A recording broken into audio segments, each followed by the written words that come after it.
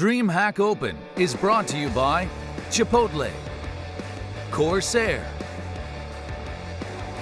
Monster Energy, Nice Cactus,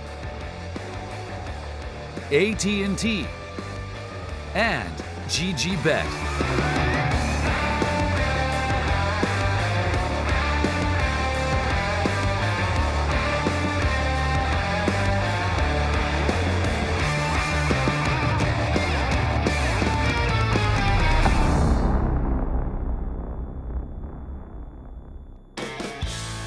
The first best of one is in the books here in Atlanta, and we saw what we expected out of Group A so far, but now it's time to get a little bit crazy. It's time to bring the chaos. It's time to put the microscope on Group B and get our first look at that group here in Atlanta. My name is Rich. I'm going to be your host, and I'm joined on the desk right now by Potter and Pimp, and let's actually start to talk about Group B. We haven't gotten to see it yet, but when we're looking at this matchup, I feel like we kind of have a similar feel of what we had when we started things off in Group A, Pimp. I would say so. But I think there's a bigger upset potential here than we saw in the first game between Heroic and Triumph. I think Heroic is a very fundamentally sound team, where I think Crazy is a team that is a little bit up and down in the way they play. Either they're going to come out hearts out and just play some stellar individually inspired Counter-Strike, whereas for Heroic it's all about the foundation, it's all about the team play. I think Crazy is a team that if they hit the day, they could beat anyone in this tournament, but if they hit a bad day, then I think we could potentially look at an upset here. Definitely, and I mean, I gotta say, this is the matchup that I've been looking forward to the most coming into this tournament. This matchup here with Chaos, Steel coming in, and Whippy. I think this is a young player that none of us have really heard much of this year. This kid has won over $45,000 in this year alone in just FPLs. So he's certainly been grinding at home, just trying to make his mark, make a name for himself, and Steel, he's known for getting talent and making some magic with it. Making a lot of money, huh? yeah, definitely something that we need to be thinking about, but also I do want to take a look at the entire group. There's a lot that we can talk about this matchup. We're going to do that in just a second, but as we do take our peek at Group B, obviously we get to start off with Crazy and Chaos, but we also do have some other squads that we can be talking about here. Yeah, and I'm glad Christine said, that she looked forward to the Crazy Chaos match the most. I actually look forward to Virtus.pro against INTZ the most. I think both these teams have a lot of potential. I think we have some legends on the server. We have Snacks with Virtus.pro. It's always fun to see him play, even though it's not at the same level as it was 3 years ago with the old version of Virtus.pro. INTZ, this Brazilian squad that has a lot of potential, has a lot of players with a lot of experience. They just hasn't made it click. So I'm looking forward to see how that's going to pan out. And I think, as we said in the pregame as well, this group is wide open.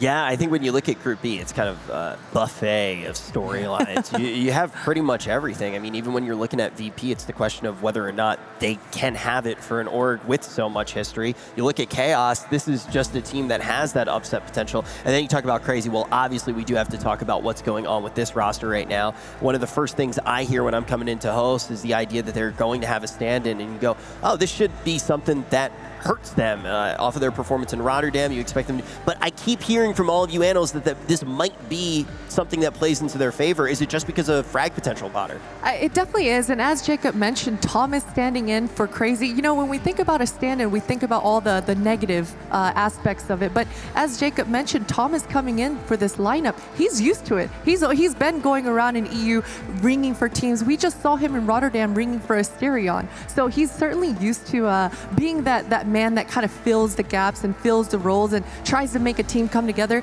And he's been a superstar over in that FPL in EU, so he's certainly used to being in this sort of position. Not only that, it's also much easier to be a stand-in of a team like Crazy, who plays a little bit of, let's say, unstructured Counter-Strike, right? It's very reliant on the individuals to show up. It's more field-based Counter-Strike in the way that they just feel out the map a lot more. They try to go off the individual calls and play a little looser style of Counter-Strike. So let's say Heroic turned up with a stand-in, that would be a much bigger task for whoever stood in for that team. So I think in general, without being disrespectful to Letney, I think Thomas is a better individual player. So yes, of course, there are some synergies within the lineup that's going to be a little bit misplaced, losing of Letney not being here. But that being said, Thomas is a better individual, so hopefully he can make up for that loss. And we're going to have to see if the maps do echo that as well, right? Everything that I'm hearing when you talk about a very individually skilled team, you're starting to look at maybe 2 maps in particular that we expect to go to, and now we're actually going to be seeing the vetoes, and we're going to see if that is the case as they do come on in for Crazy and Chaos as we get this best of one. Right, because Chaos, they got rid of them straight away. Mirage does 2 out of the way. They don't want to play those open maps. It ends up being Train, a map that Crazy, especially the old lineup with Nexa and Hunter, they were very good on Train. You know, super versatile. Esperanto in particular is a well-starred Train, so I think they're feeling relatively comfortable playing that map. But it is a map that requires a lot of synergy to play. They certainly are, and I see here that this was Chaos's pick on this train, which is a bit surprising. On HLTV, they have no stats on this train, and we know Chaos is coming in here as a newer team. I spoke with Steel a little bit coming into this tournament, and he mentioned they haven't even had a full month of practice. And we know Steel, he's very thorough, he's very intelligent, he's a strict in-game leader. He wants his players to be in the right spot at the right time. So train is certainly a map that can be pretty challenging on your players. And I think as well, when we do talk about Chaos, they're starting off with it right away. This is a typical anime move. This is going to a map like this, right here to start things off. This is how the arc usually does get underway. The upset arc, the rise of the underdog. Chaos, formerly Ben's anime team, a team with so much culture, having watched countless episodes of anime, going to surprise us with this map pick. But let's actually talk a little bit more about some of the faces that do make up this roster. You talk about Steel a whole bunch, but this team overall, having formerly, they're now just on Chaos, but what's their history like overall as individuals with each other? I'm going to be straight up honest with you. There's a lot of those players I am not familiar with, and let's be honest, we don't watch these players play on the big stage that often, right? So they play a lot of online qualifiers, they play a lot of online Counter-Strike. That's their platform to show. Now they finally got a stage to perform at. They got our attention, they got my attention, they got your attention. So this is the time for them to shine. One player I do know, and who has been playing somewhat of a decent level Counter-Strike, is Infinite, right? He's been up there with some of the good guys. I think he was with Dignitas at a certain point, if I'm not mistaken.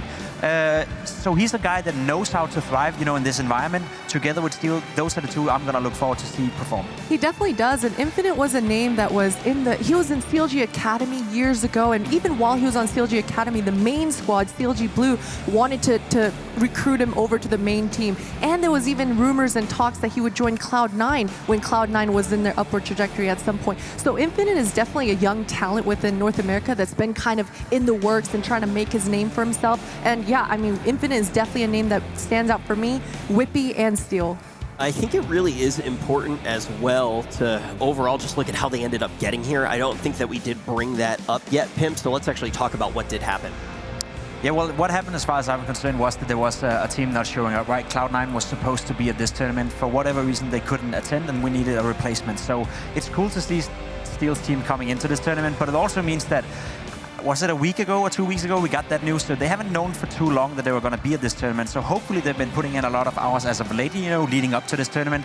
A good thing for them is they didn't have to travel overseas. They stayed here in NA, right? They're from this area. It's a big country, but still they didn't have to deal with the time zones and all that kind of stuff. So hopefully they have maximized their practice, and they're coming in red hot, you know, from a lot of playing hours. I actually had no idea until I actually messaged my buddy who works for the org, Jared, and this is their headquarters is actually in Atlanta, so I know the area very well. I actually just found that out randomly because he works in Dota as well. Chaos is involved in both of the games, and so sure enough, I feel like they will feel at home ultimately at this venue, which is definitely something that's important. But I just think it's interesting as well when you see a team like this, where it was already brought up that, yeah, they are somewhat of a stand-in team. It wasn't a team that we expected to see here. But so many of the analysts are just saying that this is the team that has the upset potential. Exactly, and it's that unknown factor coming into a tournament like this, and even just busting out the Train in this veto in this best of one. As I mentioned, coming in, they didn't play Train. There's a lot of data out there, but Train is not one of them. So Steel certainly has something pulled up his sleeve. He's got a little trick up his sleeve, and hopefully he shows it here. But you're absolutely right. I mean, Chaos has not had a lot of time to prepare, so hopefully that doesn't affect them too badly. Well, they already hit him with that Uno switch-up card. Let's look at their opponents in Crazy. Now, this is a team that already having good performances at the DreamHack Opens, and you got to watch them last time around at Rotterdam, Potter. Definitely. Esperanto, this man on your screen here, he's got such precise headshot percentage. He uses the M4A1, the silenced M4. It's not a lot of players within the top scene that use that gun. It's got the slower fire rate, the lower armor penetration, but Esperanto makes that weapon look good. And there's not a lot of players in our scene that can do that. And once again, it's Thomas on your screen. But I got to mention, I cannot believe we haven't said the name Ships so far this tournament yet. Ships on this squad, he's the newest addition to the lineup. He opts, he rifles, he entries. I gotta say, he was probably the most impactful player in Rotterdam. And he's a good player, right? He's a young player, and he's a relatively unproven player, a player that you can still mold into to be something big. So I think there's a lot of potential in him, right? The two players you have to look out for is, as you said, Ships and Esperanto. We know that Esperanto, ever since that Nexon Honda left this lineup, has been freed up a little bit. He's went back to the old Esperanto style of playing Counter-Strike, which is way more loose. You know, he's doing all his individual moves. And this is a guy that, back in the days, there was a lot of pros, including myself actually, who were kind of doubting whatever this kid could be, you know, for real. You know, we somehow, you know, expected him to beat at certain times because he was so good at the game back in FPL. So some of the players thought that he was cheating, and I myself included had a little doubt at a certain point that it can't be true that this kid who has never been anywhere in his life, you know, is that good at Counter-Strike. But he's proven over and over again at LAN events as well that this kid is for real. And if he's finding his A game, there's no one from this team that can stop him, not even Steel. Yeah, I think too, we already hear in Group A, we get to hear from our winners, and they say, hey, who's the boogeyman of this tournament? Esperanto, first name that we're going to hear. So we're going to have to keep that in our mind. This is definitely a team that we expect to do pretty well in Crazy, but I want to bring up something that you were saying, Pim. The idea of this is one of those teams that on the day sometimes look absolutely crazy and other times they look a little bit cold. Do you think when we actually get to watch the first matchup that can say anything as to the Crazy that we are going to see throughout the entirety of the tournament? I think so, yes. It'll be more telling that the heroic matchup was, because I think Crazy is the team that relies a lot on confidence. Basically, they rely on the fact that they need to feel good on the server. They need to feel in a great environment, basically, within the team. So it's going to be interesting to see how they're going to pan out in this first game. I would expect them to go out here and win. Obviously, they are the favorites, and I would expect them to win big, right? That's the Crazy way of doing stuff. If this game gets down to the nitty-gritty, if this game gets close, then I would, you know, I would even say, you know, that that's a Crazy lineup that a lot of teams at this tournament could beat if they're not really coming out here swinging from the get-go. Okay, so we start hearing maybe a momentum team is something that I'm kind of hearing from you right now, and also you started to allude to your prediction, so let's jump into that right now. Potter, who do you think takes this? Man, my brain is telling me Crazy's going to win this, but I'm going to go with Chaos. I know it's a little bit surprising, but I am so excited to watch Whippy. If he's half as good here on LAN as he is online, I think he's going to have a lot of impact and bring a lot of momentum for the Chaos side. And I'm just excited to see what the move is here with busting out Train with Steel. So I'm going with Chaos. I'm going with not Chaos this time around. I'm going with Crazy. I think the European FPL Wonder Kid in Esperanto is going to be too much for them to handle, despite them having the NA Wonder Kid from FPL. So it could end up being a close game, but I would be surprised if we get to double digits. I think Crazy have way too much individual skill for them to be dealt with, basically. You also are a little biased because you hate anime. I don't know what it is, man. I can't hate something I don't know. Oh, yeah, you're one of those guys. Who pretends you've never watched anime. I know you've. What's up with the jersey though? Is that some, you know, some sort of like anime or whatever you call it?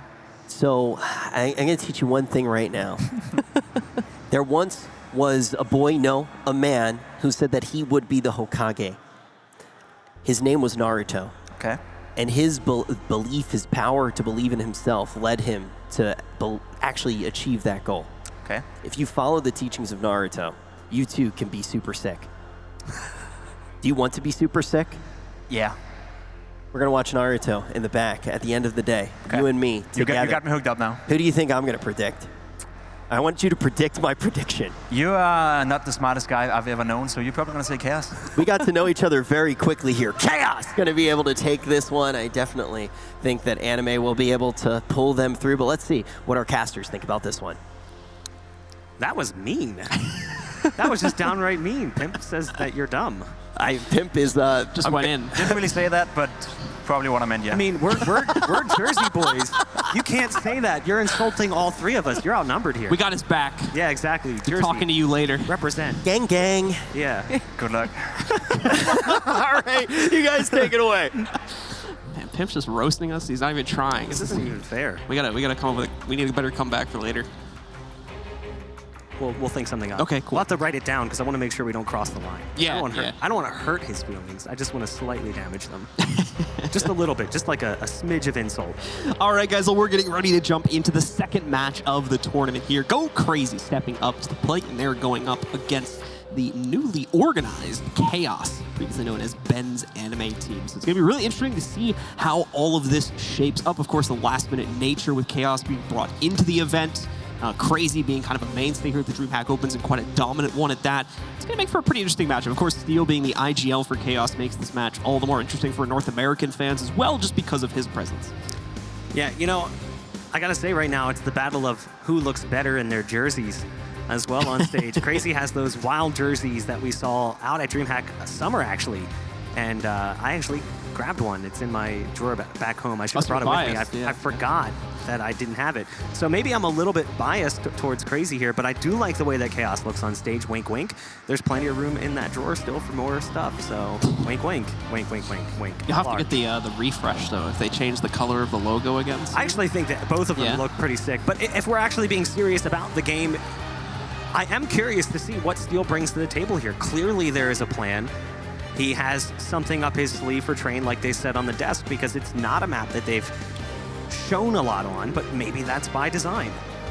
We're going to have to see how well that pans out for them, as Nuke is also, or excuse me, Train is also a map that has looked relatively good. It's not necessarily an amazing map, I would say, for CR4ZY, but they've got a pretty decent record on it. And I think this is coming down to Steel more so having tricks up his sleeve, as the desk has mentioned it many times now, more so than it is the team's overall proficiency on the map, just considering, as they'd also been mentioning, how short the amount of time this team has been together as an entire unit, too.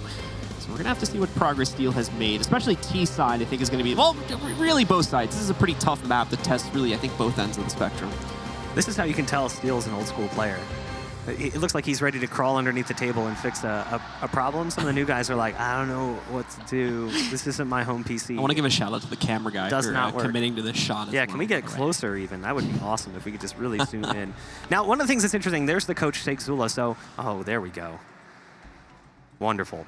This is a team formed out of the ashes, almost, of Singularity. The old Singularity roster that featured Hydrex and CR4ZY, obviously the team sort of split and went in two different directions.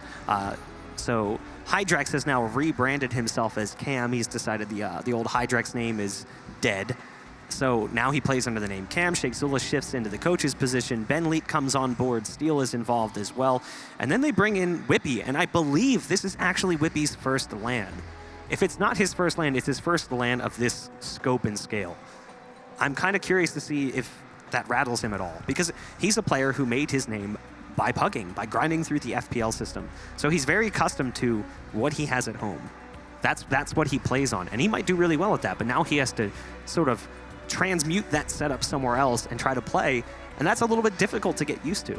I think it's gotten a lot. I think it's gotten a lot more comfortable, I would say, in recent years compared to if you were back in like 2015, 2016. Oh, when tables were only like 2 feet wide. You had to, if you were like you know, when you want to play like full Russian style or like full Quake style, you play with the keyboard on like your lap or something like that. Or you didn't have you know, like 144 hertz monitors available to you. You had to either bring your own or you had to pay someone to bring one for you. This was like the good old days back when that was the thing. Actually worked an event just recently last weekend with Nerd Street Gamers called the Player Omega, and one of the players showed up with a monitor because he was under the impression that we didn't have like the high refresh rate. He thought they were 60 hertz monitors. It's like, no, dude, we got 240 hertz. You're fine. So he's like awkwardly walking around the venue with a monitor. Yeah, if you got a 240 hertz here at tournaments, you know you're getting treated right. That jacket almost rivals Rich's shirt. I don't know. I would love to see that jacket. We need side by. I missed what's on the coach from CR4ZY's jacket as well. Yeah, that's what I'm looking at. Like the coach from CR4ZY's jacket is very comparable in nature to Rich's shirt. It's almost like the grayscale version of Rich's shirt. We'll see. So we have a head-to-head graphic for the teams. Look at that. There it is. That's like graphic novel. See, his is more like like you said, like graphic like novel or comic version. book. Yeah. Like Rich's shirt is like what a 13-year-old would wear, and then he's like a cool 21-year-old. I'm very artistic. I like black coffee. I like wash. My apartment smells of rich mahogany. We are just waiting smoking as there cigars is and all that fancy stuff. And then he's got his graphic novel in the back cabinet. He's writing a book at Starbucks on his MacBook Pro. The superhero book. Yeah, exactly.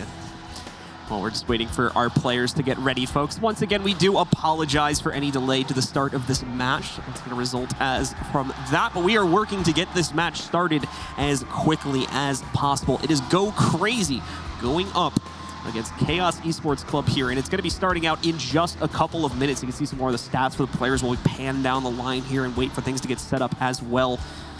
This is going to be, I believe, the first time these two teams will face off, so it's going to be new territory for both of them. Go Crazy, kind of the expected team to come out and win this one, I think, for most people. But we'll have to wait and see, as Steel always brings some interesting stuff to the table. You never necessarily want to underestimate any of his teams, at least not from my experience. We also have to talk about the fact that Crazy is playing with a stand-in in Thomas. True. So that does impact things just a little bit. Obviously, having a different player jumping into the roster. He's capable in his own right, but he is from the UK. And UK CS, like, man, I know they'd love to claim Alex as their own, playing with Vitality, but just because he was born in the UK doesn't mean he's necessarily super British. He like moved to France when he was like 3 years old. So a little bit off topic, but coming from other games now, it's amazing how much the UK just gets trashed on in CS. Like, and it's unrelenting as well. It never ceases.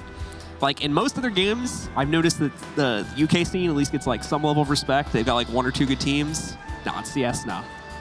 I mean, that's immediately to the jokes. That's not our fault. No, it's not. Yeah, I'm just we saying. didn't do We're that. just making a point. We're just pointing out, out guy. reality. The UK scene is struggling. Smooya needs to find some stars hiding there in the UK region and bring them to light. Because even prior to him, like, I only remember a few players that ever really made a big name for themselves, and it was never in CS:GO really. It's been. I mean, it's basically the entire time I've been involved in CS:GO, which only goes back to like 2014. Unfortunately, UK, except for like there was that one DreamHack. It was DreamHack London, I think, in either 2015 or 2016, back when Henry G had a team. And that team, the Easy Skins team. Easy Skins. Yeah, they did like kind of good at one event, and that was like the most hope for a full UK team in like years. There was an old UK team too called Infused, and that was like Weber's roster going way back. That team was okay, but still not necessarily an upper echelon team. But regardless, UK scene, you guys gotta get something together. You got a few stars out there. You just gotta put them all together. Put them in the right place. Maybe you can steal Alex back from the French teams.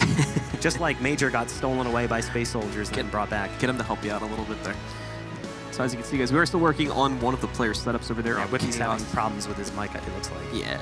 Again, that's like one of those little things, like, you're used to your headset and how it works. As someone who's both casted events and also done TO work and production, you find so many players who get lost in setting things up. They're just like, I don't know how this works. I don't use this at home.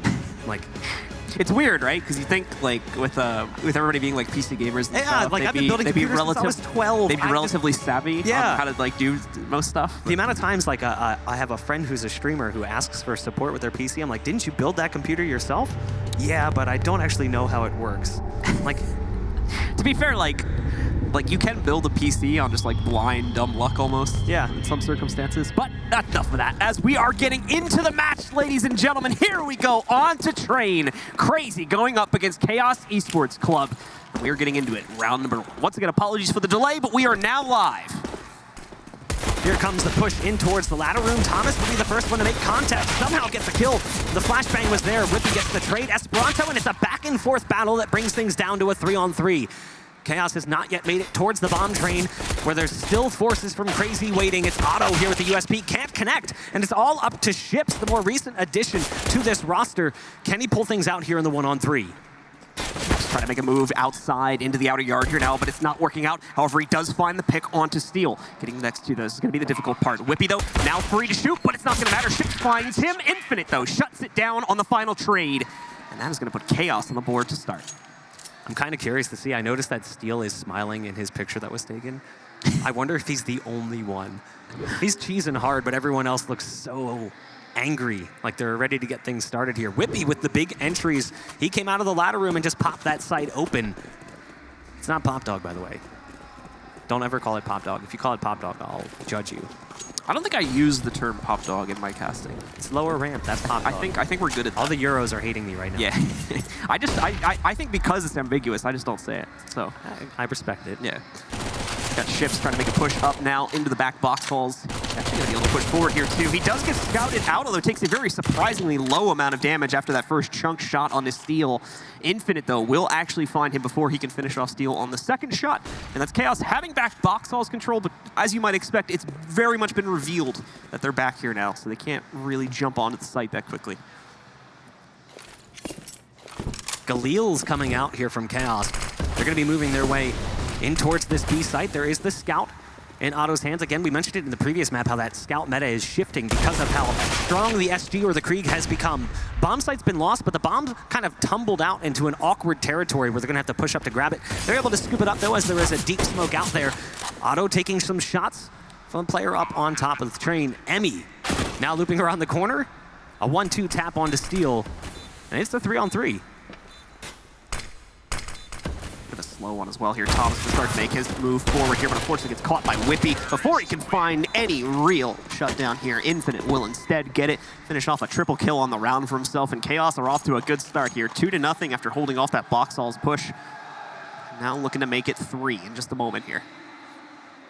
As we get into the next round, got the players over on CR4ZY as well, trying to piece this back together, but thankfully it's still early days. They don't have to worry about that too much. They've got one more full save coming in here before the next big investment. They had one nade, it's going to get chucked over towards Ben. It doesn't do a whole lot, though. Only knocks out 20 HP, and he was just moving in here, I think, to posture anyway. Rest of the team is actually stacked up over here towards Ivy, potentially to make a push in from there, as you've got 2 other players split to go down both drop and to the inside of T-Connector.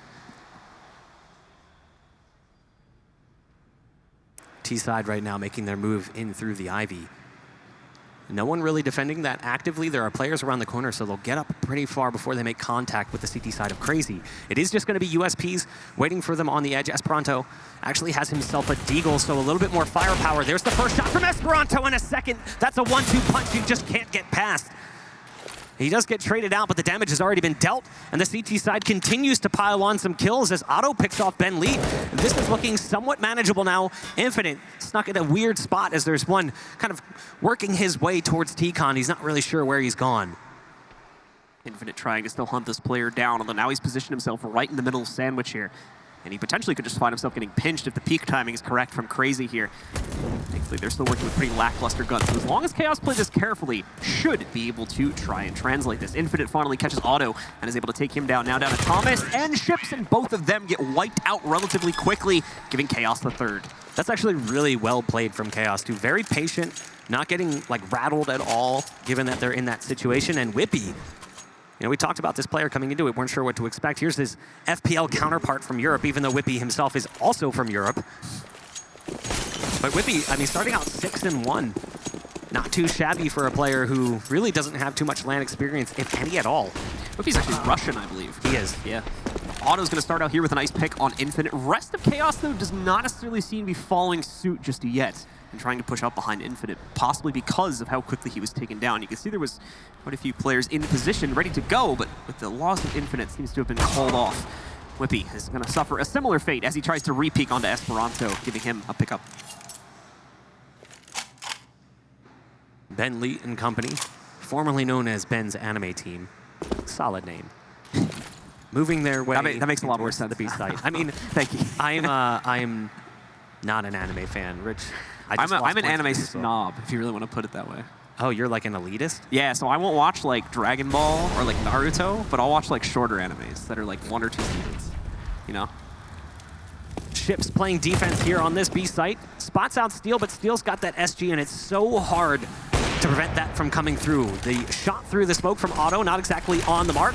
So now it's going to be an awkward double op retake. It's a 2-on-4, and there's the overpeak from Steel for a second. Got confident in the SG's capability, and his own aim wasn't able to capitalize on that. It's going to be a 2-on-4 with a Galil and an SG. So Ben gets started with that SG, and it's all up to Cam. That's Hydrex with the Galil back behind Pop Dog.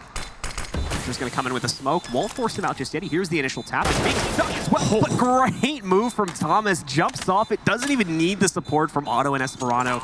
Takes care of everything himself. And finally puts CR4ZY onto the board at 1-3.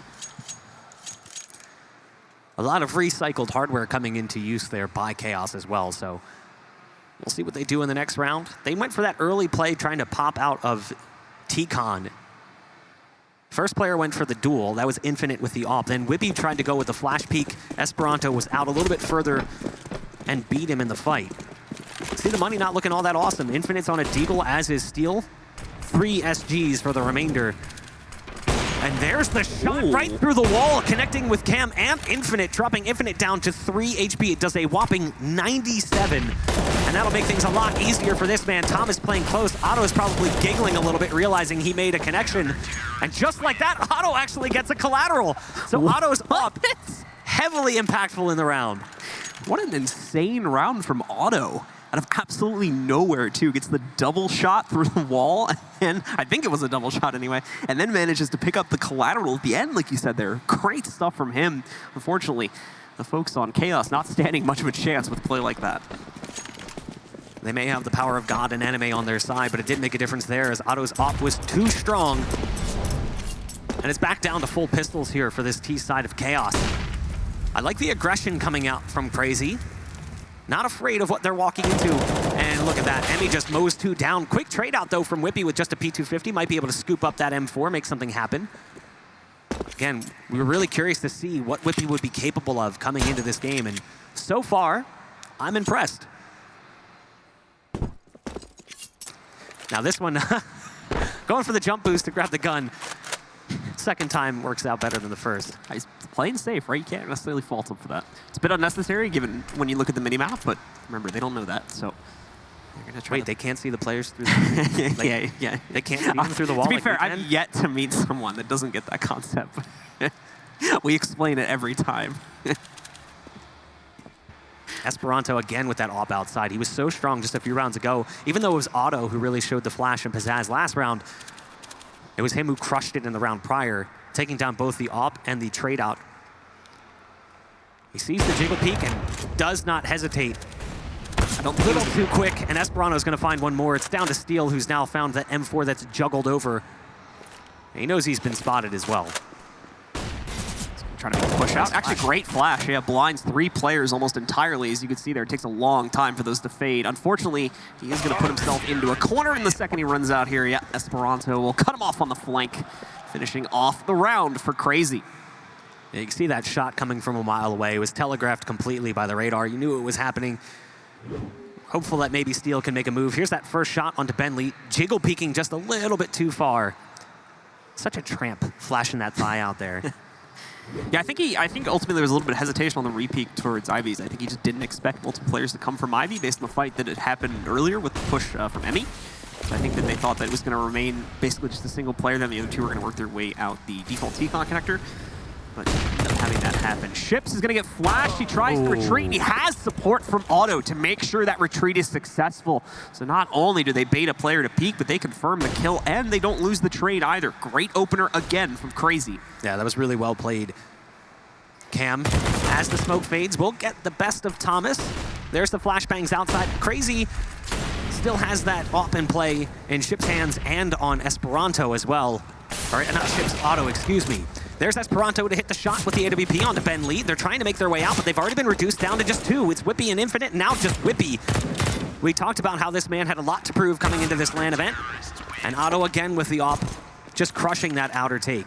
They don't seem to have a solution for the AWP. It doesn't seem like Chaos's AWP is going to be as strong as Crazy's. Going to have a hard time with those two. Crazy and Chaos, those are going to blend together. Chaos.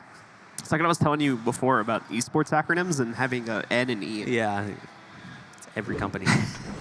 It's not even companies, like teams, too. Yeah, it's bad. Acronyms in general are terrible. Energy, RNG. Just trying to think of a few on the top of my head. What was the one? NSG, NEG, like the list goes on and on. NGE is another one. Yeah. We just got to stop. Into the next round we go. Chaos is going to try their best to swarm the outside site with smokes. Unfortunately, not working out. Otto might have just gotten another collateral. In fact, I'm pretty sure he did. And then Esperanto picks up the frag onto Steel. Infinite will trade one back. That's going to be the end of the day for him, though, as we will see Esperanto once again peek the side lane, finish him off. Yeah, Infinite goes for the reload on that CZ75. Enough time between magazines to bake a lasagna. Takes forever for that second magazine to go in. And he gets obviously traded out pretty quickly. There it is, the collateral. Whew. That's his second collateral. He got killed immediately after that. But that man has been off to a fantastic start.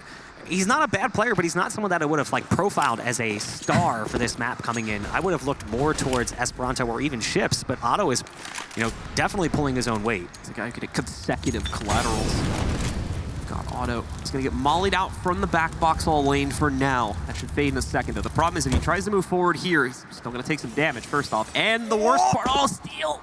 That's awkward. Can't get the angle he needs. Oh, giving himself away to Otto, but thankfully for Steel, Otto with the big whiff is going to have to now fall back. Both players just happy to have their lives at the end of that exchange.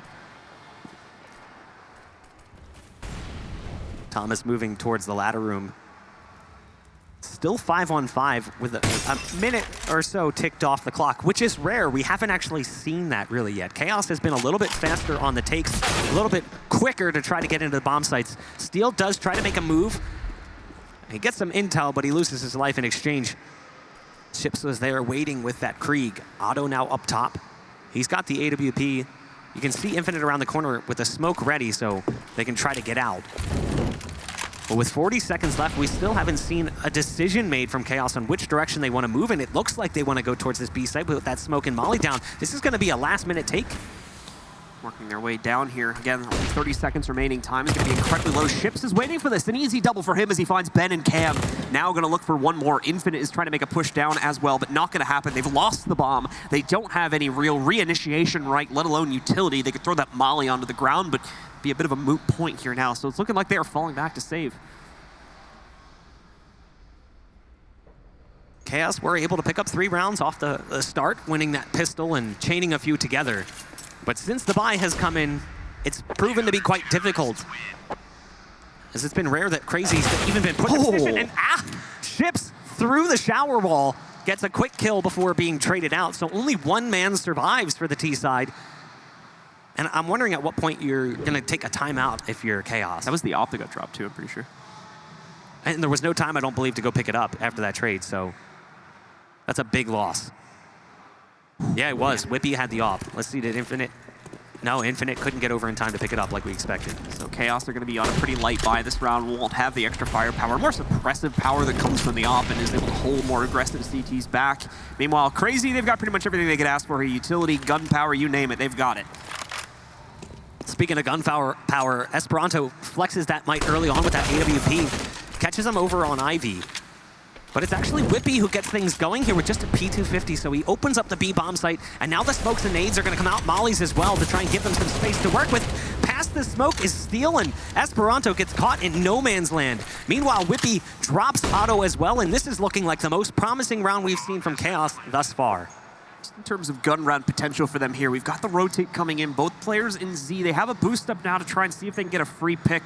Without this, though, I'm pretty sure they're just going to destabilize this and fall back to save, and that's exactly what they've done. Both Emmy and Thomas now moving into the A site will be rolling out here in just a second and allowing for Chaos to get away with a round at number 4. Good initiation there by Chaos, gets them on, and finally puts a real gun round up onto the board for them. No, that was a weak round. They didn't come into that with a whole lot. They didn't even have anything that round. Yeah, they came in with very little, and they walk away with a couple of guns, especially that AWP that's huge in Steel's hands. But again, I don't feel like we've really seen a dominant op presence from this team. In fact, talking to Steel going back a month or 2 ago, when this team was sort of in formation still, they were sort of figuring out pieces. One of the things he said they needed was an op. They didn't feel like they had that op presence. And if I'm being honest, I don't feel like they have that now either. They have flex players who can play the op when necessary, but not a dynamite op, not someone who's gonna like really go lights out with the AWP. And that's tough on a map like Train that is so op dominant, especially when you're playing against players on Crazy who can do that flex play better. With Otto as well, feeling as good as he is right now. He's gone quiet the last few rounds, but I think it's more because he's kind of been out of position to find those frags. So it's very possible we see him come alive again, almost at a moment's notice here. Cam, a good lineup. Doesn't know he did the damage, though, to Emmy, so he is going to be able to jump past that line of fire and survive with only 28 HP, mind you, but he will survive for now and fall back. Molly going out over the top to burn on the backside of Pop Dog. Damage dealt early on to Emmy, but Chaos again, pumping the brakes. That last round really came off the back of an early pick, and then they just basically swarmed the site. This seems like a more concentrated effort towards that B site. Smokes and flashes going out over the wall. And they should be moving their way in momentarily. There's the support, though, from the auto goes up top, and they're caught off guard. Ben Leak goes down on the attempted take, and that's the bomb dropping as well. That's huge, because now it's a 5-on-3, and the bomb is very much out of reach. A trade shot coming in from Whippy with the AWP, but it's down to him and him alone. It's a 1-on-3. He's going to have to cap off the 4K to win the round. Whippy trying his best to lean in here, but unfortunately Esperanto is too quick on the mouse click. Knocks out Whippy, gives Crazy yet another round. And that is going to allow for them to surge into a 7-4 lead, I believe now. Still close, mind you, only a 3-round difference between the two teams, but this is considering the fact that Chaos managed to win the pistol in the 2 rounds following that. So they've got a little bit of a free boost in rounds at the moment. Away from that, they've only got 1 other real round, and it was due to a good execute on the inner bomb site. Didn't even really have guns for that either, so it's not necessarily a lack of guns that's causing problems for Chaos. It's definitely more on a strategy and round-to-round basis as to why they're coming out on the losing end of these. Steel scoping up with that AWP.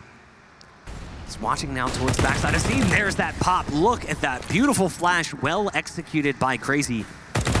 Now there is a trade, Infinite, able to bring it back to a 4-on-4, but feels like Steel often dies first and has to watch from the sidelines. He's kind of being put in that position of a scout. He's the intel man, and that's not exactly the person you want going down early in every round. And he's going to try to jump down from the train quietly. It seems Cam has an idea. Someone may peek up, but again, another great flash push there. Thomas on the assist for that one. Emmy getting the actual kill. But either way, great teamwork from Crazy. Second time they found a kill on flashes. That is going to be Thomas picking up another one on Ben. SG and AWP, all that remains. And it's very likely they want to save these guns. You know, they're going to try and put themselves in a corner or maybe fight their way out of it. 35 seconds left and the bomb is already back in T-spawn. So yeah, this is going to be a save from Chaos. They need to try and figure out what is going on. I'm hopeful that a pause comes in here from Chaos so they can kind of talk about this, because we mentioned it and the desk mentioned it as well. Not a whole lot of history for Chaos on this map, or formerly when they were Ben's anime team. They haven't necessarily spent much time playing on Train. So the expectation is, okay, Train finds its way, it dribbles through the veto process. Is there a plan, or was that just happenstance? Did Chaos want that in the first place, or was it kind of like, well, it's a game of chicken. We'll see if they pick it. We'll see what ends up happening. I didn't see what that final ban was, and unfortunately, yeah. You don't have a way to access that information. Not currently. So we're going to move into the next round here soon. The folks over on Chaos, things starting to look a little bit dire, but it doesn't really seem like they've necessarily lost control of this situation just yet. It's more so that this is starting to surface itself as a problem, not one that they can't correct. I think they could get back into this. This round is going to be a little bit awkward once again. A few players had money, a few other players didn't, mainly because of saves. So we're going to end up with three primary weapons: the Op still in play and the Krieg, both coming from the last round, and Steel ending up with the MAC-10. Everybody else is going to be on pistols for now. Quite a few Deagles, to be fair, but there's another pop flash thrown here by the CT side. That one doesn't work out so nice. We've seen some strong nade play come out from the side of Crazy. This time around, though, a bit of a mistake as the over-aggression is punished by Chaos. Nice nade in response, though, dropping a few players down in health, but not very far. So we saw overpass removed by Crazy, then Mirage by Chaos, Inferno, D2, Nuke. So it was down to Vertigo and Train. So again, Vertigo, we've seen this before. Vertigo is more of the chicken pick. It's like, well, do you want to play Vertigo? And you just kind of leave it and hope that your opponent bans it. I've noticed that from when I did Summer a couple of months ago, that it was usually like one of the first maps to get kind of kicked out most of the time. Like most teams didn't want to bother with it, but now it's more like what you were saying, where teams are kind of like, all right, well, we've got an idea of how to play it now, so let's kind of leave it in the pool, see if they want to play it, and if it does go that way, then so be it. Yeah, Vertigo is about as useless as a map as a hairbrush is for Tom Biddy. Love you, Tom. You can't throw out a roast like that. There's never a chance to reply. We got the push coming in, though, now through CT spawn. Esperanto ready to hold at least the first kill. Thomas has found his second. Infinite was able to trade, but unfortunately that hasn't led to a whole lot just yet, and that's happened elsewhere on the map. Infinite actually catches auto, too, so now he is causing problems, as he's going to open up a possibility for his teammate to push back in. Not that great of one, apparently, though. Infinite, though, looking to try and clutch this one out. He's already up at 3 kills. He's only got 6 seconds left, and unfortunately for him, Thomas Read into this in a smart way. Rotates out. However, hold on. No. I thought for a second like he was going to go for that wide swing on the AWP and maybe find him, but He would have had the timing, I think. he would have had to hit it instantly. Just didn't decide to go for it ultimately. One of the things I want to actually highlight about that round, though, is Esperanto, really. This play, just watch what he's doing here. He's watching these bodies cross, and he sees these opportunities. He's not shooting. He's being patient, waiting for the perfect time to strike. I actually think that's incredible from him to not overextend that AWP play and take that first shot. He just waits for the guarantee, and that was brilliant, and it worked out really nicely for him in the end. Great trigger discipline. Exactly. Whippy now lining up, boosted up on top of a teammate for another potential shot that he can hit here. There's already been a couple players that have danced with that possibility, but haven't actually gone through with it yet. In the meanwhile, Steel successfully picks up the first kill for his team by finding Otto. I don't know where exactly we found that frag pick itself up yet, but either way, Steel is going to be able to push inside, find another frag against Emmy before finally going down to Ships. Ships along with Esperanto. Props to Crazy for such a strong rotate so quickly to maintain that inner presence. The problem is, though, is the play is very much going to be working its way outside now. Ben taking some damage against the drop players. Thomas is able to get the better of him, but Whippy trades as the rest of the team works their way in. Whippy, in fact, getting both of those kills, and now leaving Ships alone. He gets knocked out by Infinite, leaving Chaos at 5, heading into the final round of the half. I love what I'm seeing from Whippy. Fantastic work for the side of Chaos. Infinite as well, really stepping up. That's a player whose career flatlined a little bit. I'd say if you actually look at this team in general, that is the storyline for a lot of these guys. They pushed to a certain level and it just sort of stopped. And now they've joined forces, and we'll see if they're able to, crack past the next echelon of play. Missed shot by Ben, the AWP not able to connect. They do have the dual AWP in play. We saw Infinite carrying it early on. This time, though, it is Ben, and it's Whippy, who's obviously been lights out with that thus far. A lot of early utility damage and just chunks of damage from random bullets going off on the members of Crazy here. Thomas tries to push despite the low HP from that previous engagement and is promptly knocked out. Ben, the only player that's really taken damage from Chaos at this point, is still really in fighting condition at 66 HP. And besides that, Crazy also have Auto down incredibly low at 20. Emmy is going to try to make a push to the inside of Drop. Infinite is ready for that cam with another find against Auto here as well. Esperanto finds one, but is far too out to save his own life on the trade attempt. And now Ships is left alone in the clutch. Goes for a very exposed position, but gets the frag regardless against Whippy. Now is at risk of getting cut off at Drop, and is indeed cut off there. Steel finds the final kill, and we are going to be at 9-6. Stick with us, ladies and gentlemen, and we'll be right back with the second half in just a few minutes.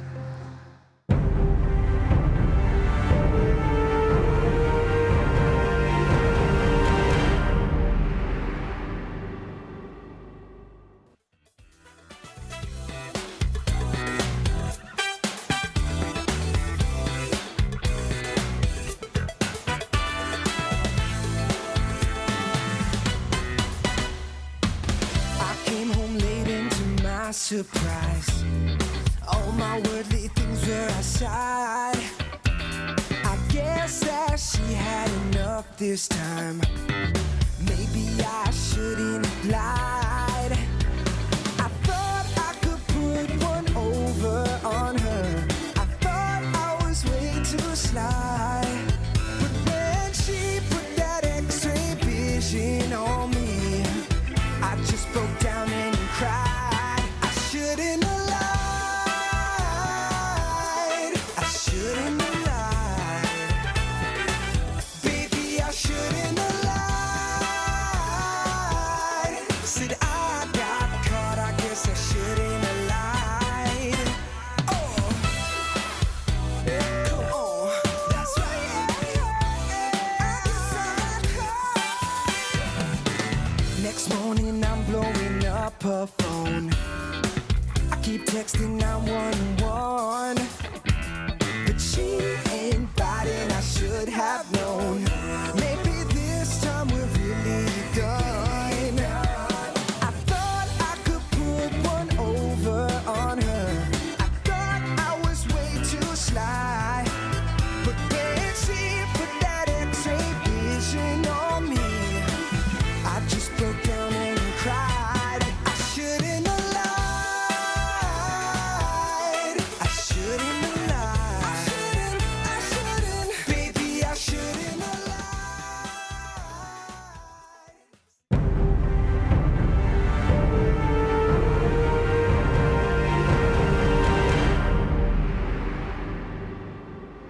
Bringing it back to you guys once again with Go Crazy going up against the Chaos Esports Club in our second match of the day here at the DreamHack Open. It's on Train, a surprise pick considering the lack of history on this map from Chaos, but despite that, they are holding on at 6-9 as they jump onto the CT side. Yeah, large part of that due to Infinite and Whippy in that first half. 16 kills for Infinite, Whippy at 13 himself. This round though, Infinite will spot Auto early on, does damage, drops off. A little bit of fall damage, but not too much. So things have been spotted, and that might have an inkling as to what's going on here. Steel does have a rare 5-7 buy in the pistol round. We do have a kit picked up by Whippy, 2 smokes in play as well, just in case you encounter that molly, which is present currently from Thomas, the man with the bomb in hand. Here comes the execute out of the flash, is there, and they pop out and take down Steel almost immediately. Infinite catches one as he's falling, that's Thomas, that's the bomb and the molly gone. Now they're trying to get on the site and they're having a real hard time. It's Emmy, and a now 1-on-4. Fantastic work from Chaos in the pistol. Good lineup using the range to their advantage on those USPs and just taking duels. Nicely played out by Chaos Squad, and they're going to be able to take the pistol following off of that one. And not even really having to engage too heavily in the fight. For the most part, just kept all 5 players in the back lane, took those long-range duels like I was saying before, and just won the majority of them, as we can see here from the cam perspective. Yeah, that puts them in a great position too. That's 2 for 2 for pistol rounds from Chaos, which is not something you see very often when you talk about North American teams playing at these level of events. Usually, pistol rounds prove to be somewhat difficult. But looking strong in the early round, they have to be careful in the response rounds. We've seen how strong those European teams can be with just a few pistols in hand. Well, they do have the Deagle. This time it's going to be Ships, not Esperanto, who had a couple of nice shots before. Otto, though, was the one who strikes, and now it's all down to Ships. Just the 1 kill on the round, and unfortunately for Steel, it's him. And again, we mentioned it before, it feels like he's the one that seems to be dying first a lot, kind of playing that intel role for the team at the expense of his own life. Which is actually pretty understandable and probably works pretty well, to be completely honest, considering his role on the team here, too. If he's out of the game relatively early, he has more time to focus on the leading aspect of it.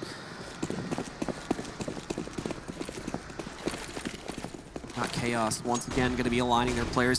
Seems quickly into the A site here as we've got Crazy also bursting out. Ships specifically already working his way past the T connector. A little bit scared to go past the sandwich smoke though, and with good reason behind that. As Chaos have every reason to believe the push has happened. That's not going to stop Ships though as he approaches the side lane. Is only able to get the 1 at the end of the day. Emmy found a second, but other than that, Chaos shutting it down with the push from their own side. However, Emmy is going to start to bring this back with his own second kill.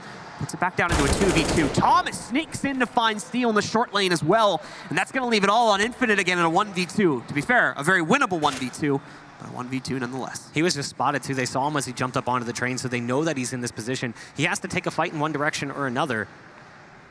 He's got a timing ultimately. Yeah, stuck between a rock and a hard place.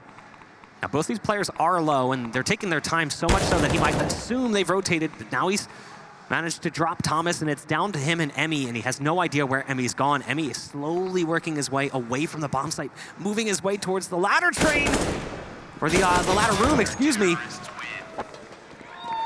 And Infinite ends up winning the 1v2. Beautiful stuff from Infinite. A great clutch. Very smartly played as well. He had a pretty good idea about where both those players were, as I think he already had good intel on the first one that was sitting closer to Sandwich, and then when the second one shot at him, I made it a lot more obvious. So he always kept a position so as hopefully not to directly end up peeking against one of them. And he maintained that the entire time he was up on top of the nuke train. So really, really smart play coming up from that player there. It's going to be tied at 9-9 now as Chaos have officially brought it back. With 1 more win, they'll be in control, and this would be the easiest one yet. No utility at all for Crazy, just armor, a couple CZs and Deagles, and that's pretty much it. I mean, when all things are said and done, they actually had a pretty decent T side, closing out the half at 9-6. And now switching over to the CT side, they are more than in position to win this one.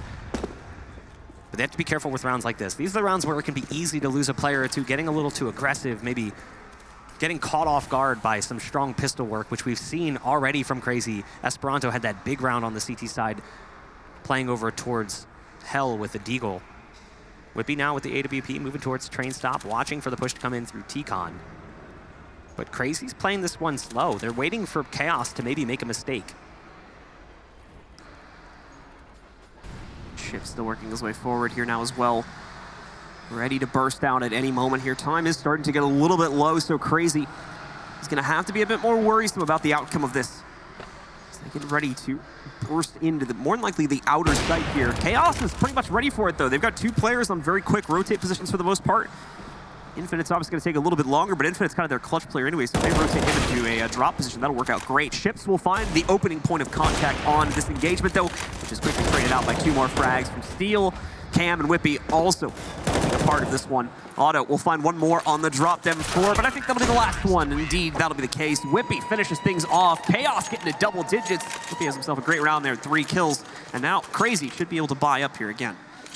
You know, we were concerned coming into this series how well Whippy would play, given that he didn't have much experience on land, but it's actually Ben Lee who's really struggling, currently sitting at 2 and 14.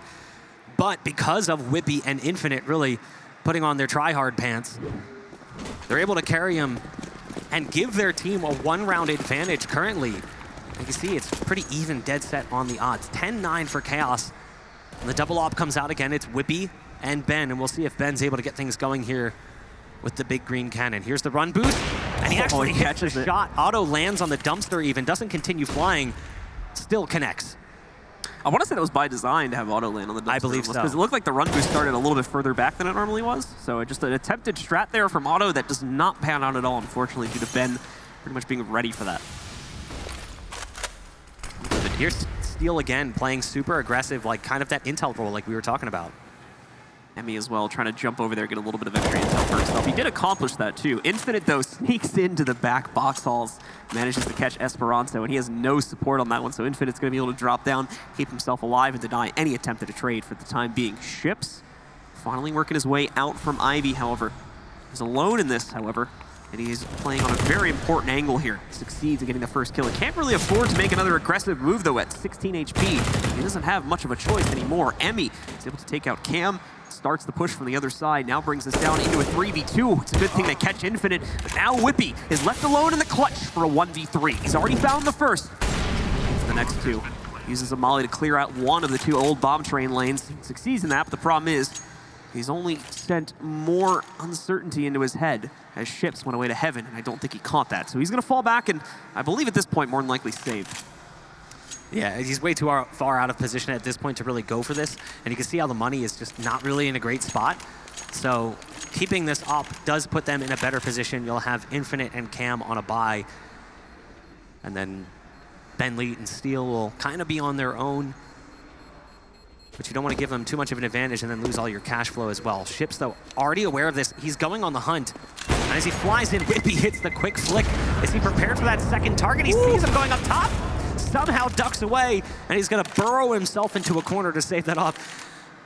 It is such a lucky break for Whippy there that both of them caught each other midair and didn't want to shoot as a result of that, as otherwise that could have been Whippy dead and the op lost. And quite a bit less effectiveness coming into this next round here for the Chaos Squad. Now, I would not be surprised if this is a timeout. Yeah, there we go. I thought I heard the ticking of chat, and it seemed to make sense that a timeout would be coming, but I actually anticipated this to be potentially a Chaos pause, not a Crazy pause. But both teams are really in a weird spot. This is a swing round. Whoever can pick this up will grab maybe 1 or 2 rounds after this as well. So a lot of importance on the round that follows this timeout.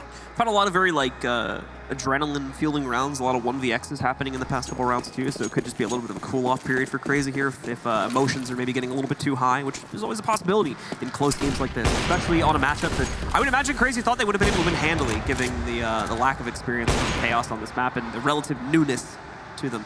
So we'll see. Esperanto did so much in that first half, and look at his advanced position. They have no idea that he's here. A quick shot onto Infinite, but now he's done for. Unfortunately, what he has done is he's pulled support away from the B site, at least momentarily, but now it's coming back. And the smoke goes down from Steel. He's only got himself a deagle, but he's got someone watching upper from all the way back by Z. It's Cam. There's no op there, so a little bit harder to play support for that position. Whippy now changing spots with his AWP. He's going to go ahead and watch T-Con. If he's timing it right, he'll be able to spot him, Emmy, and I believe he did, just didn't take the shot. So again, repositioning, and he'll strike down against Thomas with the AWP. Emmy with a good response here. Takes him down. Steel, however, also the final one, as does Cam, and this leaves everything on to Otto. But with his most recent kill, we're down to a 1v2. He does seem to have the angle for at least the first duel. The second, it's going to be a bit more complicated as it's a rotate from Steel, working himself through the other site. And Otto The smoke doesn't seem to give him too good of an indication that that might be happening. He's going to take up normal position behind the bomb screen right now. Great damage on the Ben here. Remember, Ben's only trying to waste time. Otto seems to have an idea that Steel's going to be popping out at sometime soon, but right now has the wrong read about where that's going to be happening from. Otto falls further back into the old bomb tunnel as a result of that, and although we do get the adjustment from Otto, the trigger is never pulled, and Steel picks up the kill, completes the flank, and gets the lead back under the control of Chaos. Ben made me a little bit nervous there. You know, he spots him on that initial peak, and then he kind of holds a wider angle than I would have liked to see. Just because, like you said, his main goal was just to slow him down. Be a decoy, keep him from getting away, lock him into position, wait for the rotate. And ultimately he does, but he could have very well died there, just maybe a missed opportunity there, and it would have been a one-on-one. Still, Ships got spotted out by Steel in the end. So 11-10, and the buy still comes in from CR4ZY, so they still have enough money to support a buy. AWP, AK, and Krieg all making an appearance in the round. And again, that AWP is going to go in the hands of Esperanto, not Otto, who looked really good with the AWP in the first half. It's not necessarily a consistent string of wins here for Chaos has been happening on the CT side either, so very good chance for CR4ZY to find their way back into this one and start to run once again. But on T side, it's always going to be so much more difficult to find that consistency, as we were really just seeing with Chaos's first half. Steel has actually gotten pretty aggressive into T-Con here, will maintain control of it. There is presence on the outside, and quite a fair bit of it too. You're going to have Emmy falling back and grouping up with Otto in just a second. It looks like Esperanto will also join that push. So the question for Steel is it worth remaining in this position? Well, thankfully it looks like it will be, as I'm not entirely sure if the push is going to end up working its way in through here. Some component of it more than likely will be, but Steel is going to throw another gear in the wrench here as he chucks a smoke into T-Con as well. Very slow play coming out from CR4ZY. Could be somewhat problematic when it comes time for the take. We saw that earlier on Train, how things just have to click. It has to work almost immediately. Emmy now moving his way in. Oh, Josh. I guess that spot not as safe as he thought. Ben Lee will connect with the AWP, and he wants to hold this angle for a little bit longer as well. Esperanto not able to swing wide enough. Goes back inside the smoke. It's a back and forth battle as it brings things down to a 3-on-2, Ships and Esperanto. Now Ships has made it onto the site, but look where the bomb is. This round's over. 12 seconds remaining here as well, so no real opportunity, unfortunately, for the T's to get onto the site. And they've now realized it. They've moved away from their execution and will fall back. And this is going to give Chaos control of yet another round. Starting to run it a bit here at 10-12. 4 rounds away from the W. Now, I was looking at the money real quickly there, right towards the tail end of that round, and there was 2 players on CR4ZY who could buy AK and armor. And I believe the third player didn't have quite enough cash, so we'll see what they decide to do. If they want to throw it all against the wall, and that's exactly what they do. So they get the rifles in play. They actually go with the Galil on 1. And they get a MAC-10 for Thomas.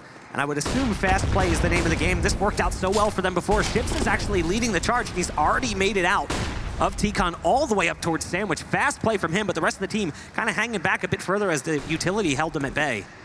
Not the first time that they've had Ships get out this aggressively, too. There's been at least one other round, but they've had him move into Sandwich and take this as literally the same exact position quite comfortably. Ships is going to be able to get the better of Steel in the initial 1v1, but Ben trades it right back. Now Whippy, an uncharacteristic missed shot from him means he goes down, and Ebox and Cam will trade out one more, too. But he's also going to get trapped in that same position. Great trades right now from CR4ZY, and it's what's keeping them in the round. That was actually a great move, I think, from Thomas, who came out first, going up on the ladder, kind of deviating the classic angle for an AWP, making things a whole lot harder. But there's Infinite with a 3K retaking from ladder room. Huge play for Infinite. So much so that we didn't even see it happening. It just was a blink of an eye. 2 kills and finds the third. Well played. And CR4ZY looks stunned. Pushed out from ladder drop, I believe, and it was just so unexpected. All 3 players, I think, were also open to his angle. Yep, exactly. 1, 2, and there's number 3. He had every shot he needed to hit, put it right into his face. Couldn't have been made easier. I don't know if Otto even took a shot, but if he did, just pulled off the mark. A disappointing and uncharacteristic miss from Otto that costs them the round. Again, the money is there, though. They just keep spending and spending and spending. Good flash comes in for the CTs. Unfortunately, won't mean much in the grand scheme of things.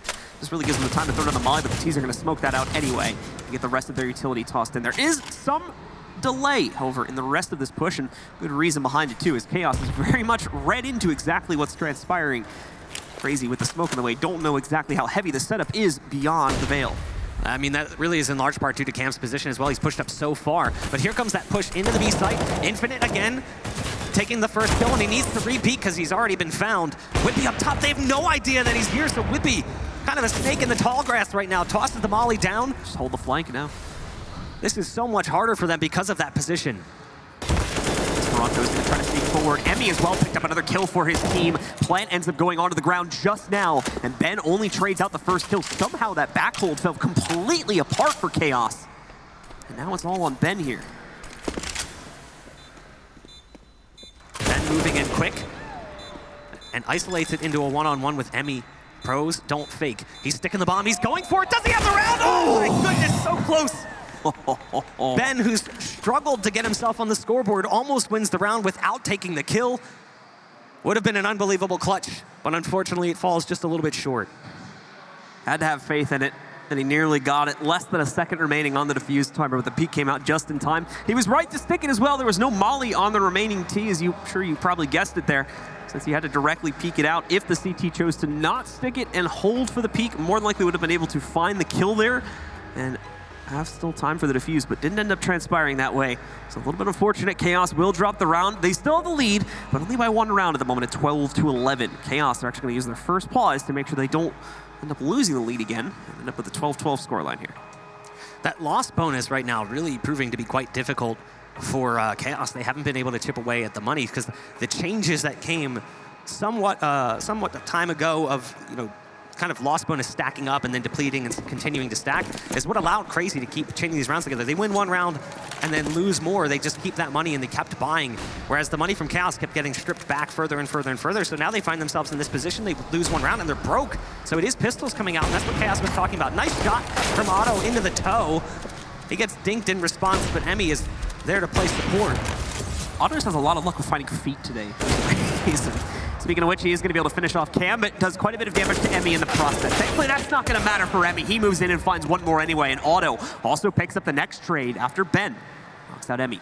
I actually love this play. This is such a cheese play to be up in this position. Unfortunately, the windows aren't shot out, so not really going to spot much. He's looking for a headshot angle. He knows there's a few targets that are low, but even if he connects with that first shot, the glass is actually going to slow down the bullet a little bit, so it'll make it do even less damage. Yeah, there you go. I was thinking he waits till they all leave sight and tries to ninja, but that's even more in the realm of impossibility, especially with the glass still being unshattered there. Right now, things were looking good for Chaos, but Crazy kept themselves in the game. Consistently getting bomb plants in that 3-round string is also what helped them fuel the buy. Getting that extra money made all the difference in the world. You can see the coach of Chaos, CR4ZY, rocking that pink Chaos hoodie. See, I told you, they keep changing the color of the logo. That one's gray. Confident men wear pink. They've got an interesting color palette for their team. Yeah, I like the black and green. It's like pastels almost in a way, you know? Yeah, I like that black and green though. That is quite sharp. So I don't know if we have another timeout coming in here, but I would believe that potentially it's technical in nature. I don't see anyone talking. I think it's technical. Yeah, it is a tech pause, so I don't know what's going on, but hopefully they'll have that resolved pretty soon. Looking at the game currently, again, we mentioned Infinite's strong position on the side of Chaos. He's currently 25-11 with 94 ADR, 24-15 from Whippy, and then a very rough performance from Ben Leet, currently at 8-20 with 41 ADR. On the opposite side, 22-15 for Esperanto, who's sitting at 83.6. And Otto, who was lights out in the first half, has really cooled off. His ADR is still high at 86, but he's 18-18. So he went from high flash with that AWP. That one round he had 4 kills, one of which was a collateral. That was a crazy sequence of like 3 rounds from him. That was because it was that round where he got the wallbang shot, then the collateral through the wall at the end of the round. And then I think it was 2 rounds later that he got the other collateral. Yeah. And I mean, even since then, he's remained a pretty consistent force here at the moment. He's probably, in my opinion, one of the scariest players on that team. Just in this match anyway. What's up? Look at that smile. Cam's so happy to be here. He is very deadpan right now. He looks like I'm trying to figure out because he looks like another player. It's like it's on the tip of my tongue. I was going to say discount Robert Pattinson. You know what? The face. Yeah. I see that. I didn't think of that before. Yeah. You just zoom in on the face. Give him some glittery skin and he could play like a vampire.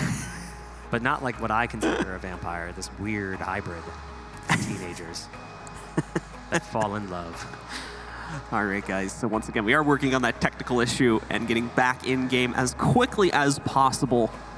So please stick with us here, and we will be continuing on with it as soon as we have the unpause signal coming from the admins.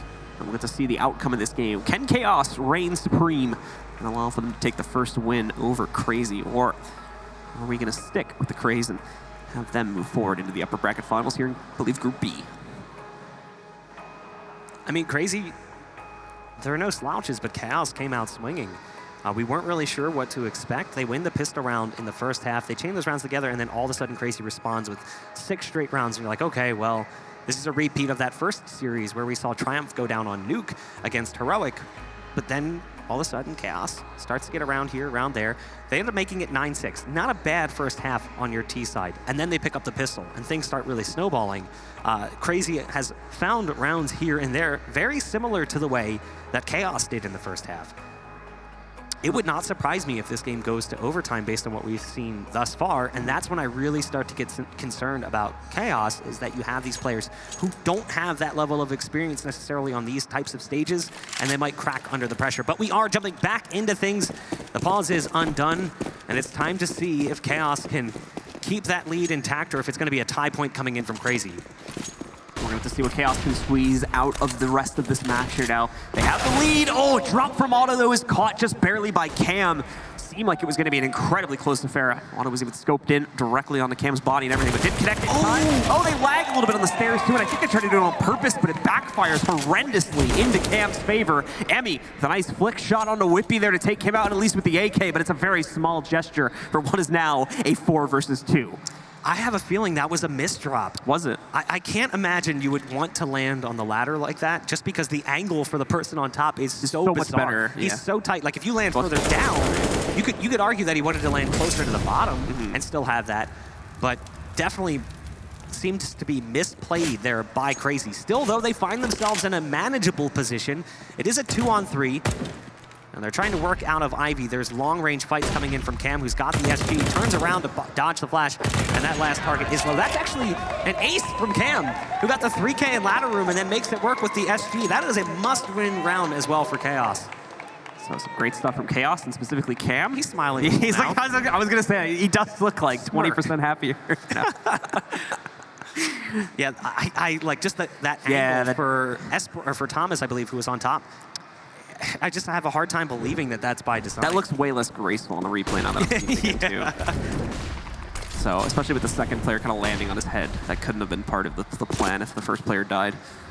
So Whippy, always committing to this hard as well. You can see the damage he's taken, was waiting for a peek. He never got it, really, and is going to end up falling back from that one. With his life, mind you, but at a much, much diminished value. Only 44 HP to play off of now for the rest of the round. Curious full rotate out of position by Infinite, but Esperanto actually does a little bit to help. Whippy's still on high. He's got the molly, but it'll be a little too late to cancel the bomb plant.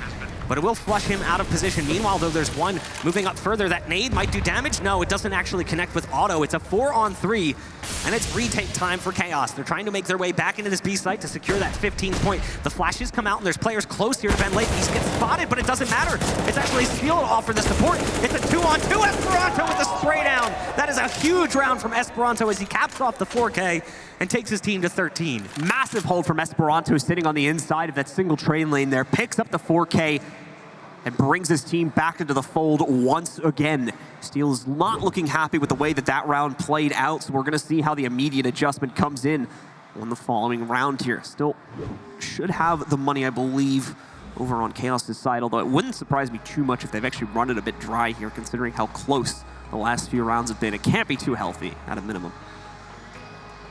Watching that round, you kind of wonder if that was a miscommunication there. Infinite was on the B site with Whippy. Whippy stands in that molly, never sees anything. So for whatever reason, I don't know if that was the call, like Whippy saying, hey, they're not coming, they're not peeking, but Infinite started to rotate out. He was going all the way back into Z, and then the nades started coming. He turns around in Z, but then he's so far out of position. He actually wide swings out of Z, and there's 3 players already on sidewalk. You kind of wonder how that round would have shaped out if he had stayed around. CR4ZY did a very good job of, even if it was unintentional and maybe even like a mistake from Chaos' side, CR4ZY did a really good job of masking their actual hit, and that helped them out so much in getting into the site. Chaos are going to be broken for this round, so as you can see, it's a bit of a shooting gallery. Otto getting a quick triple from the op. Ben's going to be able to trade him out. Whippy will also catch one too. Then a one tap from the Krieg, but Thomas takes him down afterwards and prevents the outright clutch. Still though, not a bad round at the end of the day for a full save, bringing it down to just a single player on your opponent's side. That's a win, I think, in their book. I thought he had that. After that one tap, you thought the confidence was brimming over. This is his round to take. With just pistols, they came in and it did so much damage. Whippy now close to that 30 bomb, as is Infinite, 27 and 26 kills for each of them.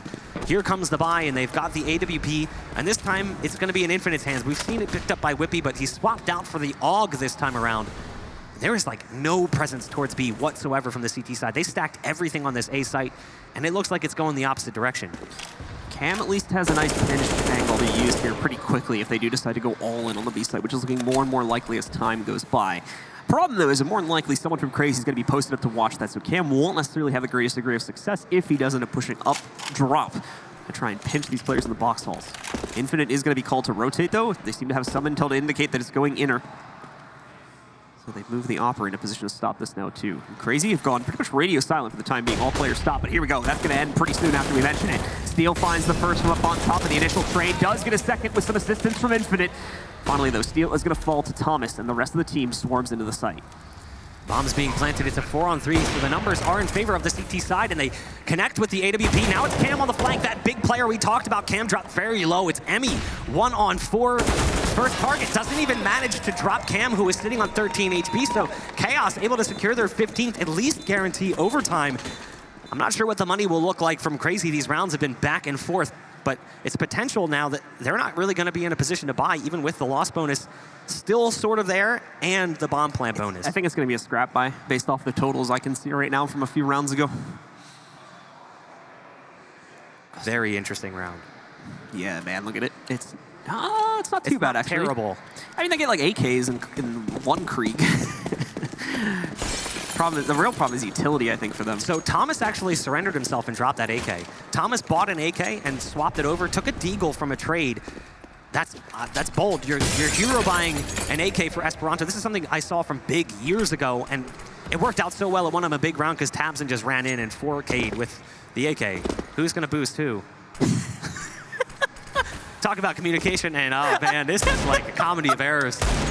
Cue the Benny Hill music as they try to go for the run boost. There's a smoke down so they don't have to waste their time any longer. That was the funniest 5 seconds of CS I've seen in a while. Just takes them like 3 to 4 seconds to set up the boost, and they just end up destacking it. They are so well positioned for this, but I think that's an overextend there by Ben. But Cam is right around the corner, and I don't know if they're going to anticipate a second player to be here. They've got this off. They got to be careful not to connect on their own teammate. The crossfire definitely potential to do some extra damage. Cam still playing close. The T side is playing this one a little bit hesitant, and Whippy gets caught out. That's a problem. Cam wants to come through the smoke, but he's going to get spotted. This round is falling apart, and I really look at that peek from Ben Lee and wonder what's going to happen now. It's a 2-on-4, and make it a 1-on-3. Steel, the in-game leader, one of the most experienced players in the server for Chaos right now, has to win a 1v3 clutch to prevent overtime. Trying to wait for the peak, but with the way it's looking right now, both may come in. Oh, at the same time, Steel. He's going to be able to take out Esperanto just on a solo peak. He goes down. The other two, though, not looking like they're really going to throw anything aggressive at Steel. There's not really a reason to begin with. So it's all up to Steel to make the move forward now. Gets himself out into the open. No one immediately peeking him from the small lane, not from E-Box either. He knows he's got one behind E-Box from an earlier peek, I think. So he's going to try to throw smoke up over on top of this. Does get the peek from the E-Box player to confirm it. Smoke is also a little bit higher too. Finds that kill. I don't think he has the time for this anymore, though. It's going to be so close. The flash is out. It did not impact Emmy from the other side. So CR4ZY tie it up at 15-15, and we go to overtime. It would have been wild if that flash actually worked out. It was really well played, and I do believe he had the time for the defuse. Would have been just in the nick of time. But again, you look back at that early peek in the round, the Ben Lee wide peek onto Ivy, and you just go, man, if he doesn't do that, they have that crossfire setup. What happens with that round? It could have reshaped things. This could have been a 16-14. And we've seen that a couple of times here from Chaos. Just minor mistakes cause round to collapse.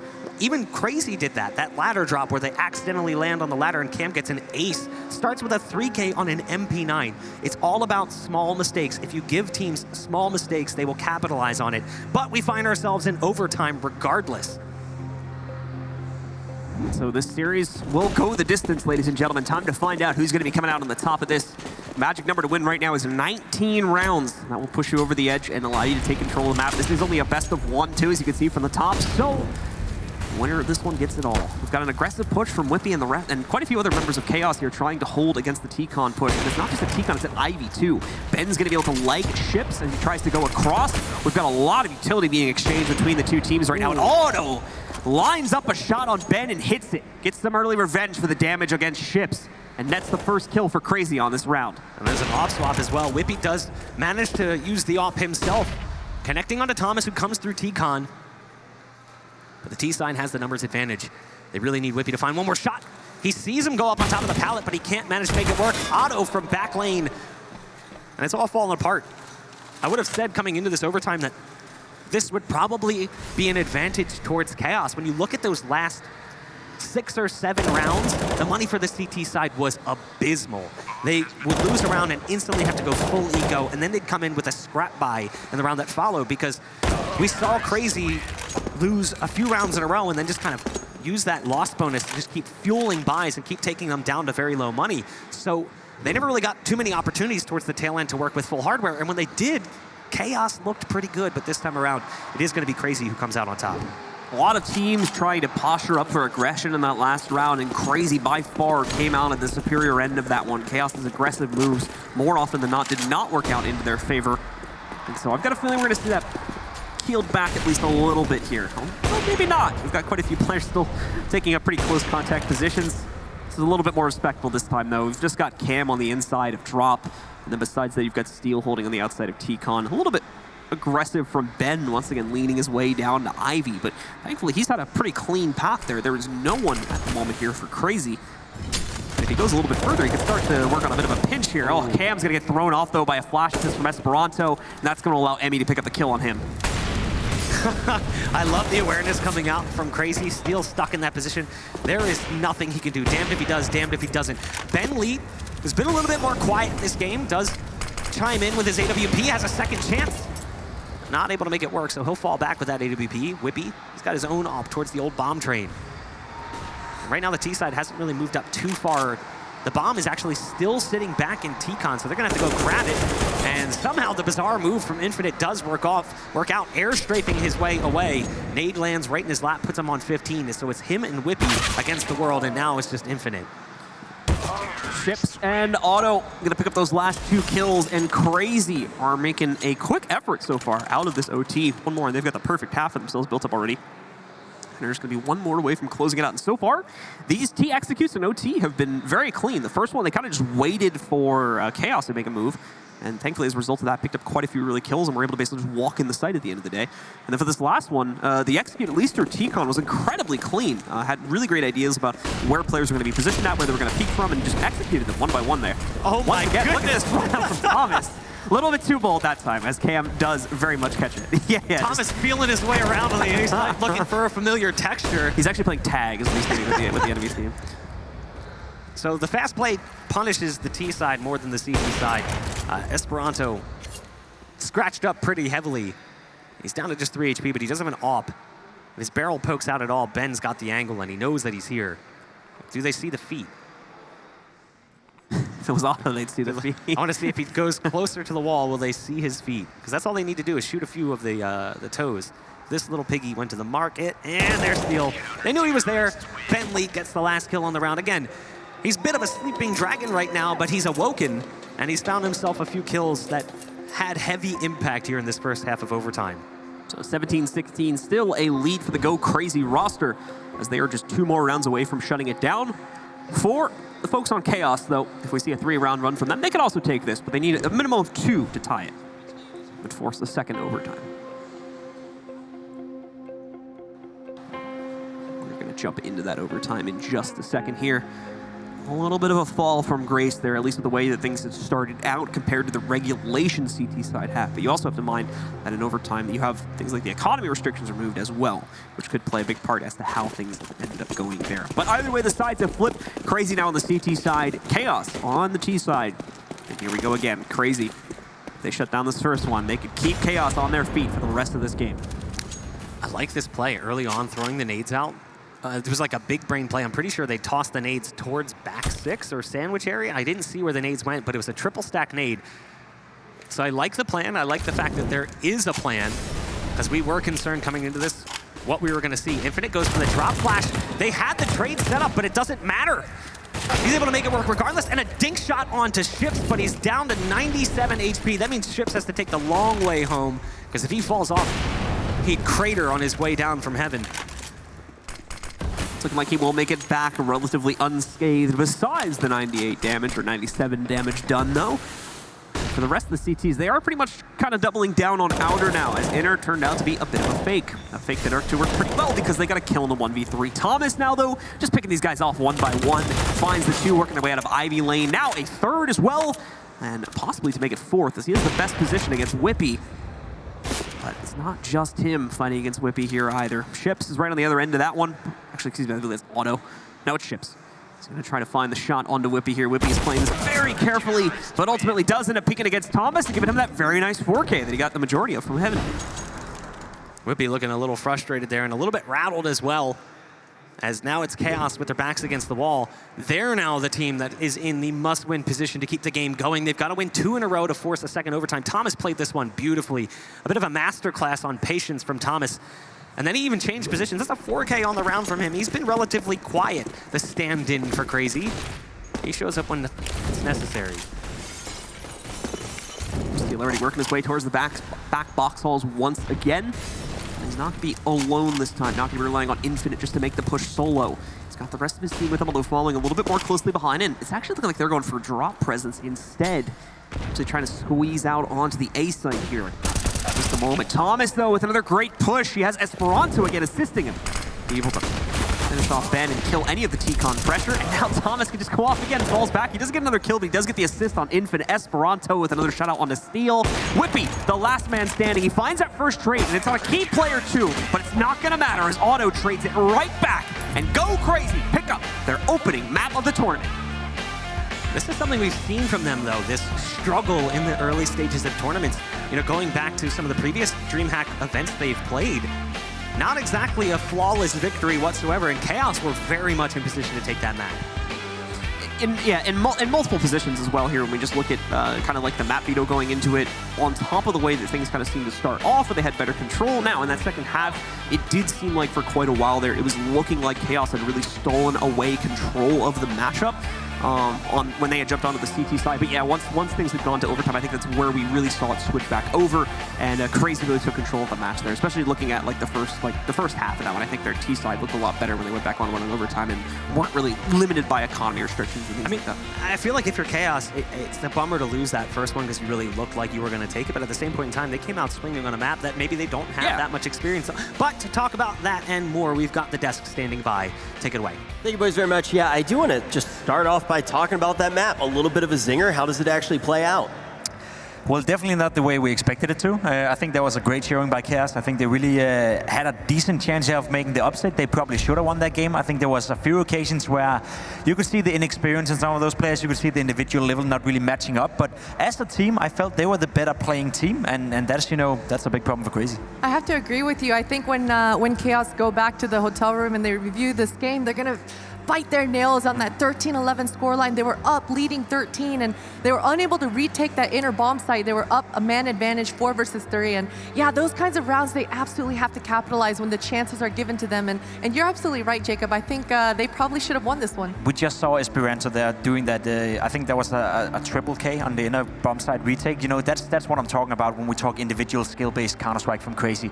That's what he's able to do as a single individual. Had he not done that in that particular round, it would have been game over. It would have been Chaos ending up winning. So we got to see what both teams are made of, dare I say it. But you know, if you look towards Crazy and you have the storyline in mind that this is a team that potentially could win the entire tournament, this was by no means good enough. Well, I want to ask right now, do you think that any of that pressure is on the idea that they do have the stand-in? Do you think that that's something that we're showing here? Definitely. I think that's part of the problem, especially on a map like Train. We did say it, if they get to play Mirage, if they get to play Dust 2, I don't think that's going to be too big of a problem. You know, you don't need that much synergy in order to perform on those maps.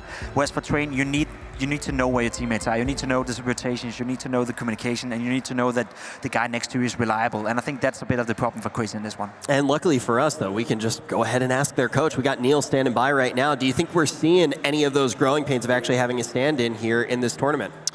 Yeah, I think it actually affected us a lot because we didn't have a lot of time with Thomas to go through everything properly. So like our defaults going into like stage 2 of a strat were like kind of embarrassing, to be honest with you. Like we weren't really mid-rounds, we were just not communicating properly. We didn't have any basic proper strats, I guess, going into a site. So yeah, it's not Thomas's fault. Like Thomas played really well. He really got us over the line there in overtime, but also losing both pistols and the best of one can kind of like screw you up, I guess, a little bit as well.